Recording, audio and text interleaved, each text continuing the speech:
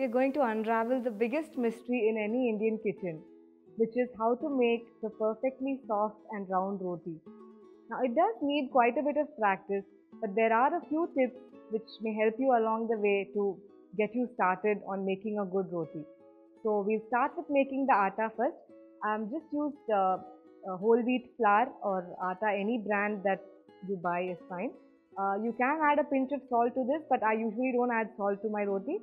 So, a pinch of salt, and roughly for 1 cup of atta, you will need anywhere between 1/3 to half cup of water. It all depends on how coarse your atta is, so I cannot give you an exact quantity for that, but it only comes while you make it, you'll know how much more to add. So I'm going to add a little water first, and just with my fingertips I'm going to keep mixing until the whole the flour comes together. This is a quick way to make the atta rather than putting your whole hand inside and getting all messed up.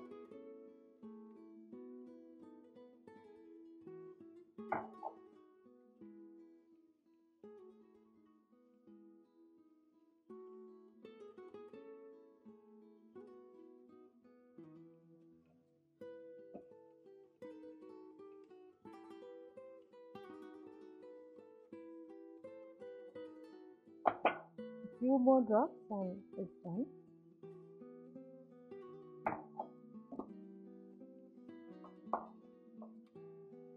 So one of the tips is to knead the dough till it's really smooth, and by that I don't mean that you have to knead it for like 10-15 minutes, but just until the dough comes together and it's completely smooth and shiny, and also there are no clumps left on the bowl.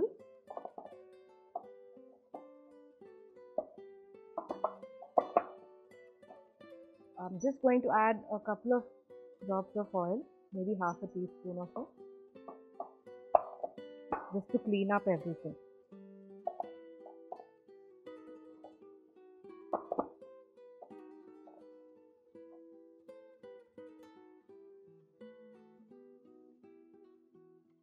So at this point the dough isn't sticky, and it's neither too hard nor it's too soft. And if it's too soft, you can always add a little bit of flour and again knead it until it's non-sticky. Because if it's too soft, you'll have a tough time rolling it out to a smooth roti. Now we have this ready. Ideally, they say it's nice to rest the dough between 15 to 30 minutes so that it becomes smooth and pliable and it stretches out really well. So I'm going to keep this covered, and we'll come back to it after half an hour or so. So dough has rested for around half an hour. I'm just going to pinch out one portion to show you how to spread out the roti.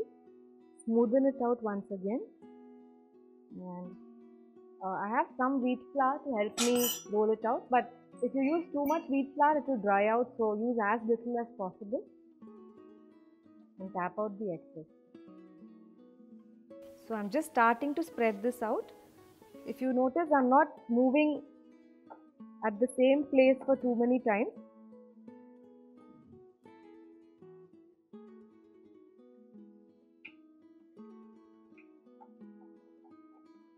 And I'm going around the circumference and trying not to thin out any one particular space too much. So I'm just going around the circumference to make a circle.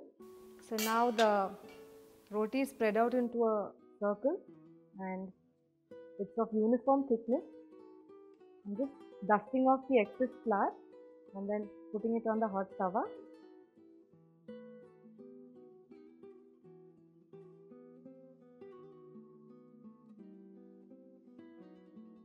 As you can see, bubbles are starting to appear on the surface. And this time I'm going to turn it over. Again, this surface is bubbling up. I'm going to turn it over onto the first surface for it to puff up. As you can see, it's puffed up and turned over on its own. So now there are golden spots on both the sides and our roti is ready. You can either smear ghee on top or serve it as it is. This will stay soft for up to 1 day in the casserole, and Because we've dusted off the excess flour, it's not even going to be too dry. Phulkas usually taste best with dry curries like aloo sabji or aloo bhindi, aloo gobi, etc. Or it's even just perfect with a cup of dal. So do watch the video a few times to get the knack of rolling it out properly so that it spreads uniformly, and that's really important for the roti to puff up. Let me know how you like this video by leaving a comment below.